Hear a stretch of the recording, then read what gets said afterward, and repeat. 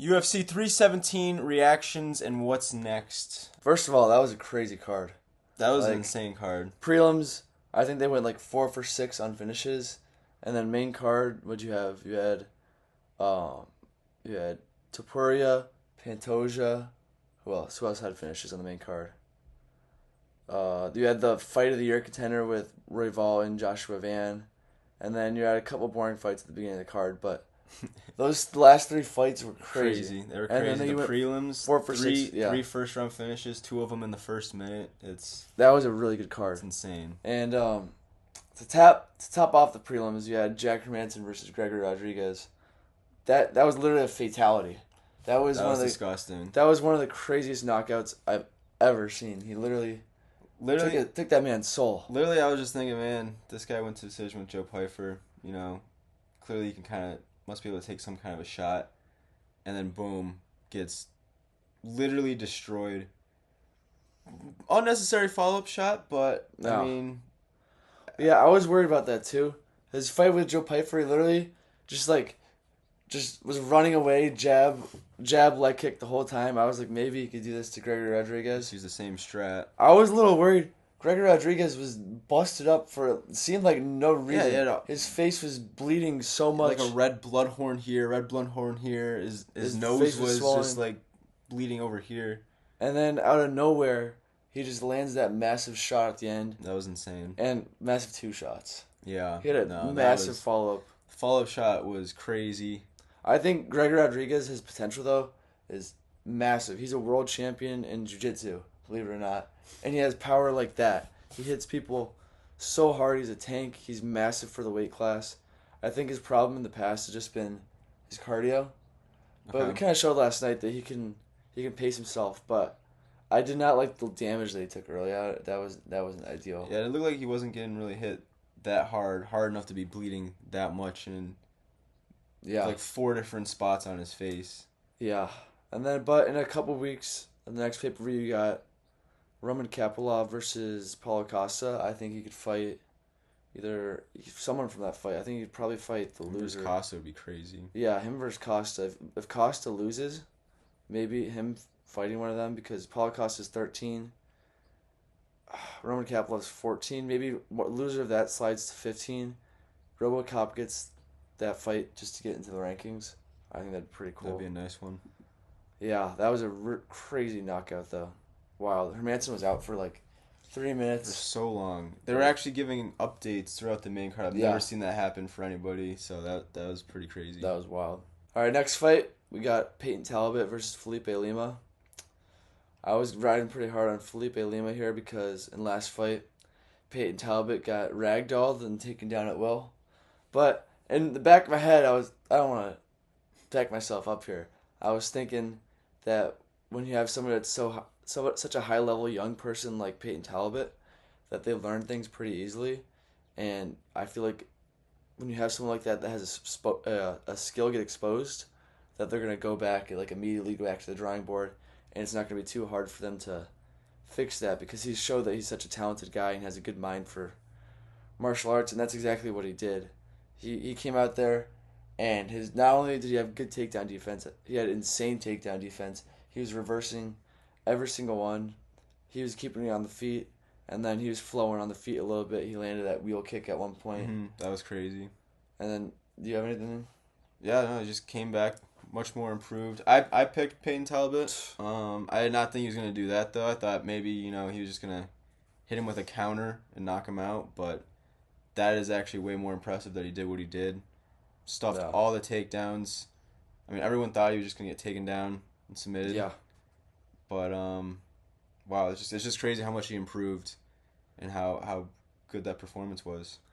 It was just super. Felipe Lima's strategy was just super frustrating for me. He just looked like a bum. Because the takedowns weren't working. Every single time he went for a takedown, not only would it not work, but he'd end up on bottom. Yeah. He'd get fully mounted. He was doing better on the striking. He was doing good on the striking. His coaches were telling him, "Hey, trust your striking. You're doing good on the striking. You're landing good shots," and he would still be spamming takedowns. So maybe he just felt Peyton Talbot was hitting crazy hard, and he knew he couldn't take that power, so he was just spamming those takedowns. But it's good to see Peyton Talbot back. He called out Adrian Yanez. That'd be a I pretty think that's a good nice fight. I think he probably finishes him. Yeah. I think Peyton Talbot with takedown defense like that is going to be an established contender in that division. And that's exactly what we need because obviously no one's a threat to Merab anymore. So, all right, next fight we got Beneil Dariush versus Renato Moicano. And this fight went pretty similar to how I thought it was going to go. I thought what I was calling with this fight was that Dariush was going to use his anti-grappling to keep the fight on the feet and have the advantage there. But actually, his grappling was so much better than Moicano's that he was able to just take Moicano down at will. And we haven't really seen that with somebody that's just able to just ragdoll Moicano. So that was pretty crazy. And yeah, Dariush it was a little scary the first round, I'm not going to lie. When he got knocked down. That chin's still sketchy, so I'm not sure if I trust Dariush in any like top contender fights, because he got knocked down by Moicano in the first round, which It's a tough look. Who does Moicano do that to? Who did Moicano knock him down in the first round? Anyway, he did a great job he was really chewing up that inside leg in the beginning. He was chewing up the body, and then he was just securing some control time throughout the fight, reversing takedowns, and yeah, he looked really good. It was a boring fight, but Dariush has never been one to care about really exciting fights. If you remember the Tony Ferguson fight, Literally said in his post-fight interview that he does not care. Yeah, he doesn't care about any of the fame, any of the attention. He's just here to fight. He's here to get a win, Get out, feed his family, get out. That was pretty solid. Let's look at the lightweight rankings. He's somewhere around the top right now. I think he might have shifted down towards, with his time off, he was out for 2 years. Let's look. He's number 8 right now. Let's see. Maybe, I could see potentially, I want to see a bigger jump up for Fiziev, but I could see a Fiziev fight happening. Or I could see maybe Holloway loses Dustin Poirier, but I feel like they're going to give Holloway a bigger fight than that. Maybe. Good old Michael Chandler. Yeah, honestly, I don't know. I don't see Michael Chandler fighting up in the rankings, but maybe you have like a young, hungry guy fight him up. But I could see the Fiziev fight. They're close together, but I wouldn't really want to see that. But yeah. Yeah. Yeah. Any thoughts about that fight? No. Yeah, it was pretty boring. It was a pretty boring fight. Yeah. He got knocked down in the first round, and then after that, Dariush had to make some adjustments and just kind of out-grappled him. It was pretty impressive, actually, to see that. All right, next fight we got Brandon Royval versus Joshua Van. You want to kick this one off? Absolute war. These dudes were just throwing the entire time. They were not letting anything. They weren't sitting back. Everything was a punch. Literally every single second, nonstop. Just Van was landing the harder strikes, and you can kind of tell by Royval's reaction, even though I'm pretty sure he outlanded him. Yeah, he outlanded him and definitely had, I think, more volume. He was literally just constantly throwing out the jab, but every time Van landed, you could tell it hurt him more. Yeah. And, he secured it for sure with the knockdown in the last couple seconds. Yeah. It's pretty impressive. He fought 3 weeks ago and literally fought an entire fight and just came out, jumped all the way up to the number 1 contender and put on a pretty insane performance. That was insane. Yeah, I totally agree with your analysis of the fight. It was a lot of. I remember we were watching it with our family, and we were like, couldn't really. It kind of depends how you look on it, on who you thought was winning. Like I remember first round, it was just Royval was putting a lot of volume out, kind of constantly jabbing, 1-2s, and then out of nowhere, after like a minute and a half of just unloading on Van, you get a massive like hook combination that kind of stumbles Royval off his feet. And it was just like Royval's shots seemed kind of just ineffective compared to Van. Like they were going back and forth, but it was really clear that Van had a massive advantage, the power. And it seemed close the whole time, but Van's power kept him ahead the whole time. And I do think Royval got that second round. He almost tripled him, and he had like 60-something significant strikes just in the second round. And I remember the betting line was like 60 significant strikes for the whole his fight. his line for the whole fight was just 60 significant strikes, and I think he did that in In the second two round. of the 3 rounds or something like that. He did that in the second round. Which was insane. And yeah, Van looked really good. He dropped him in the third round after they were kind of trying to have like a Max Holloway moment where they just all brawl out towards the end, and Van caught him at the end. And yeah, I think he's pretty promotable. He's like really calling his shots. I like how he called to be in the cage at the end of the fight, and you really need something like that in flyweight because you just have a champion in Pantoja who's just lapping around these guys, literally going one after the other. He's beat everybody in the top 5 basically twice. He's beat 9 of the top 10, or I guess 8 of the top 10 now that Van's in there. And so you really need new blood in that division. You need someone that's going to make it entertaining, and that's exactly what Van is. And yeah. Yeah, Royval's chin was pretty insane. He was using some huge Yeah. shots literally the entire fight, and Yeah, it his didn't, chin is didn't really ridiculous. go down until the final seconds. Is pretty crazy. Yeah. All right, next fight we got Alexandre Pantoja versus Kaikar France, and wow, this guy just keeps getting better. That was just absolute domination. It's That it's was insane. It looked like his striking was better. His style of just everyone knows exactly what he's gonna do. He's gonna literally run at you at the beginning, throw some shots to get your hands up, and then just shoot a takedown. And then after he holds you down for that long, your hands are up because you know he's gonna shoot. It's very similar to Marab, where it's just constant takedown spamming. So your hands are always not. I think I said up. Your hands are always down because you're waiting for the takedown, and then he's able to just land bombs on you because of that.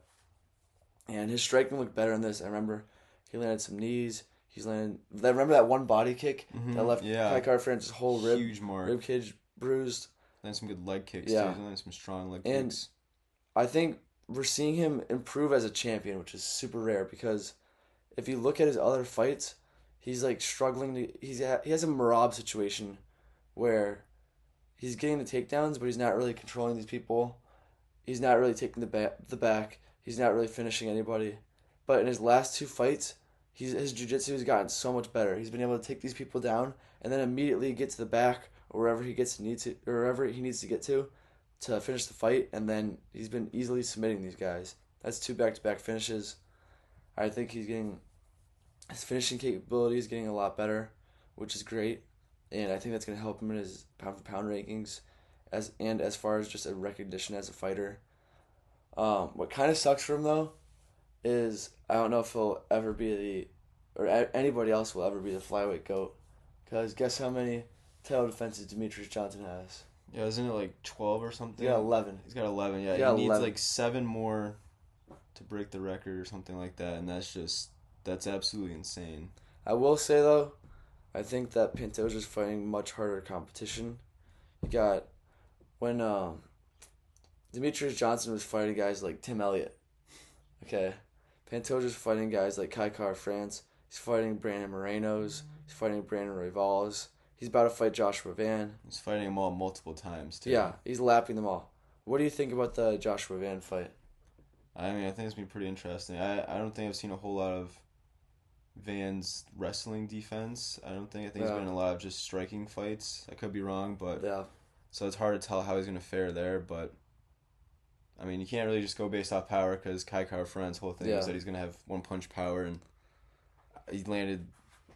I don't even think he got a punch off before he was taken down and controlled the entire first round. So, yeah, I think it would be great for the sport. Like, imagine having a guy like Joshua Van as champ. mm-hmm. You got a really young dude. He's 23 years old. Really good striker, like Max Holloway-esque style.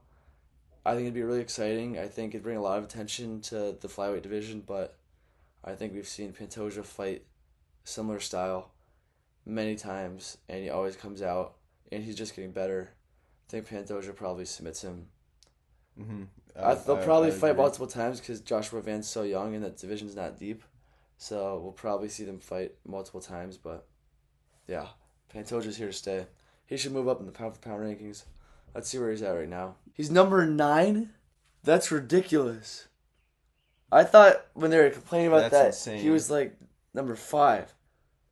Magomed Ankalaev, Volkanovski, Jack Della Maddalena, Tom Aspinall, Alex Pereira, Pantoja. Pantoja should be right here minimum, if not above Duplessis. That's insane. That's pretty disrespectful. He should be above Ankalaev or above Duplessis. That is ridiculous. Yeah. That is insane. That's one of the most disrespectful things I've ever seen. Yeah, it makes sense why they were complaining and just kept bringing it up throughout the whole thing. That's disrespectful. People that don't have a belt are above him. Pereira is above him. Pereira is above him. Pereira is above him. Tom Aspinall has one title defense kind of from defending his vacant belt. Jack Della Maddalena doesn't have a single title defense. Volkanovski got his belt back. I could see that maybe. Magomed Ankalaev doesn't have a single title defense. Yeah, no, I feel like he should definitely be above Ankalaev. I think maybe that worst case scenario, you could put Volkanovski at like 5 or 4 above Duplessis. And then Pantoja's somewhere in 5 or 6. Like, he's gonna move up. That is insane. That's pretty disrespectful. We have another fight? I don't think we have another fight coming up. Yeah, we do. What? We have freaking the main event. Oh! I thought that was that's a great card. That's a really good card. You got 2 title fights. You don't see that often. Oh my god. All right, next fight we got the main event: Illia Topuria versus Charles Oliveira. What do you think about this one? That one hurt.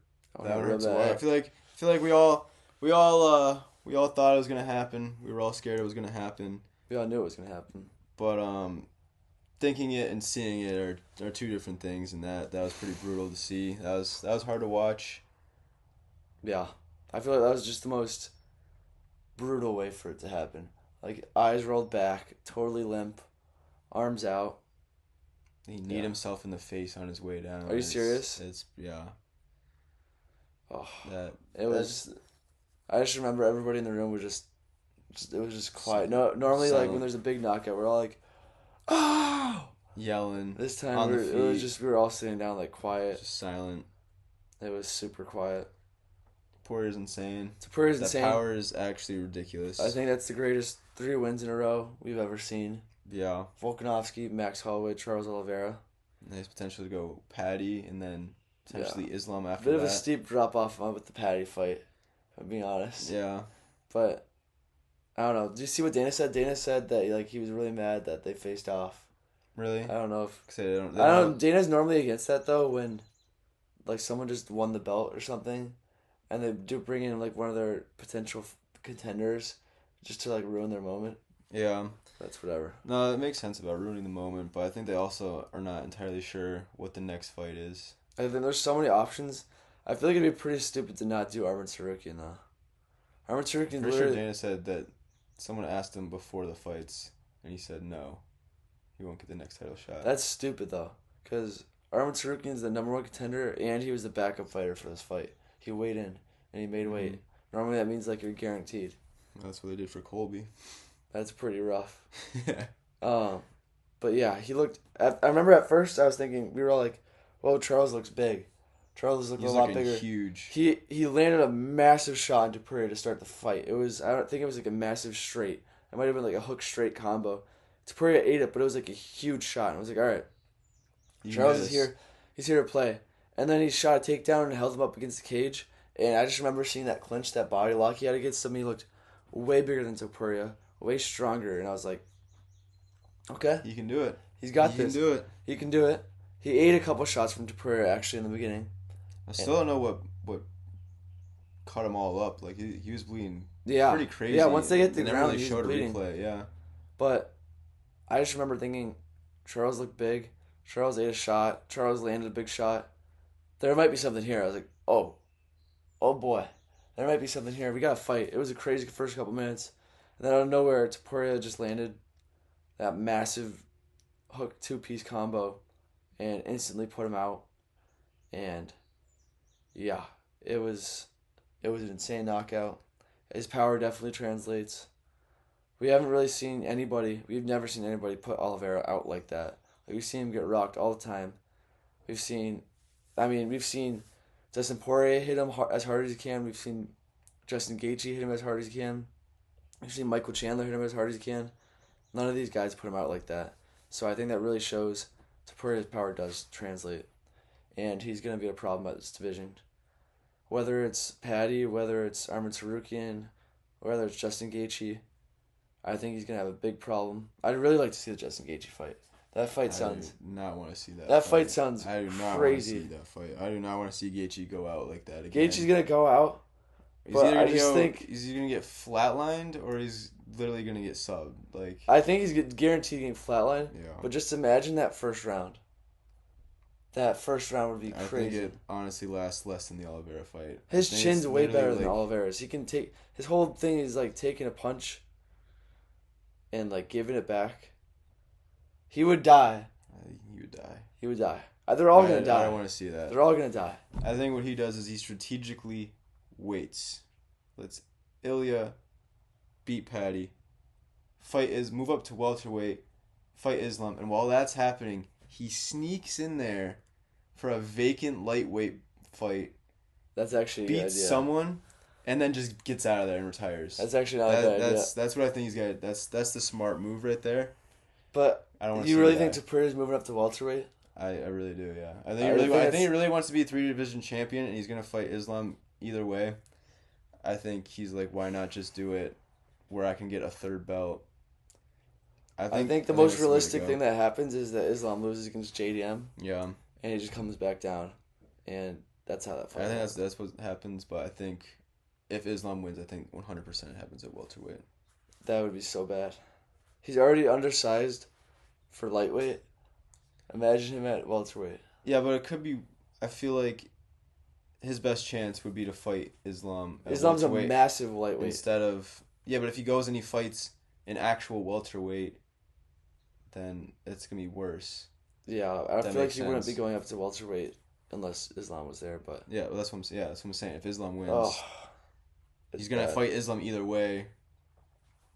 This time, do it for a third belt, but yeah. I don't know. I think that fight kind of depends on where that fight takes place. If it's at lightweight, I could definitely see Topuria getting the win there. But if it's at welterweight, I don't think he's got really any chance. I mean, he always has a chance, but I think he'd be too small. He'd be way too small for that fight. But he looks like a world beater. He looks like he can knock anybody out. He looks like if he wanted to, he could defend the belt multiple times at lightweight and then just wait out Islam. See what happens there. I hope Islam wins the belt because I feel like that would really dampen the hype around that fight. If Topuria is the only one that got the second belt. Right. And if Islam's coming off a loss, I feel like that'd be a little rough. But yeah. I just want to see him fight again, man. If Islam's coming off a loss, I think it's going to be the exact same as the Volkanovski situation. He goes up, tries to get the second belt, he gets knocked out, comes back down too soon, fights Topuria, gets knocked out. I think that's exactly what would happen. But we talked about this in a video earlier this week. I think Topuria is on his way to becoming the biggest superstar in the world.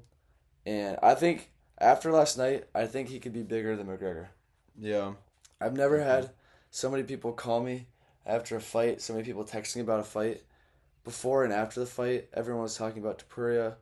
Everyone called me afterwards and were like, dude, because everyone knows Charles Oliveira. And everyone was calling me and saying, like, I can't believe that guy did Charles Oliveira like that. Everyone knows his name now, especially after that fight. And everyone knows Paddy. So I think once he fights Paddy, there's going to be a big beef there. That's going to make him more of a household name. He's definitely going to... Fighting Paddy is going to make him known to the entire casual base. He's going to be all over TikTok. He's going to be everywhere. And then fighting Islam, who's probably the biggest star in the sport, along with Topuria, is just going to 10x it. And I think he's on a very short road to becoming the biggest star the UFC's ever seen. I think he can... If he had trash-talking skills, if he was good on the mic, he'd easily be up there and surpass McGregor. But he kind of lacks the trash talk. Like last night when he was talking to Paddy, he was literally just saying McGregor lines. He was like, I'm going to put my nuts on your forehead. All this stuff. I was like, come on, man. But it's good. I really don't think he needs to because honestly I think his finishes are better than McGregor's and he's more consistent with them. So, yeah. I think he's going to be a superstar either at or surpass the McGregor level. he does it all, I think he could pass him. I think I think what he's gonna have that's different than the McGregor is that he's got the confidence, he's got the knockouts, he's fighting the big names, but I think in the end he's gonna be more consistent than McGregor was, and he's gonna keep having these big fights, but I think he's gonna keep having success, where McGregor kind of trailed out in his career, went to boxing, he never defended his belts, he never really had the legacy fights, he never like proved himself as something where that's where McGregor and Khabib are different and why they were famous. McGregor really never put that stamp on his legacy. Like once he got that second belt, he never defended it. He pretty much went downhill from there. He lost all the big fights. He never really backed up his name in those big fights once he established his name. But with Khabib, he established his name in the McGregor fights, and then after that, he consistently backed up his name with all of his performances. And I think that's what we're going to see with Topuria. It's going to be like a Mike Tyson thing, where people will just tune in to see Topuria just smoke somebody. So yeah, that's I think he's going to be a huge star in the sport. And you just saw the UFC posted his whole fight on YouTube, posted his knockout on ESPN. Like this guy is getting promoted. They're starting to really promote him. This guy is going to be the next big thing.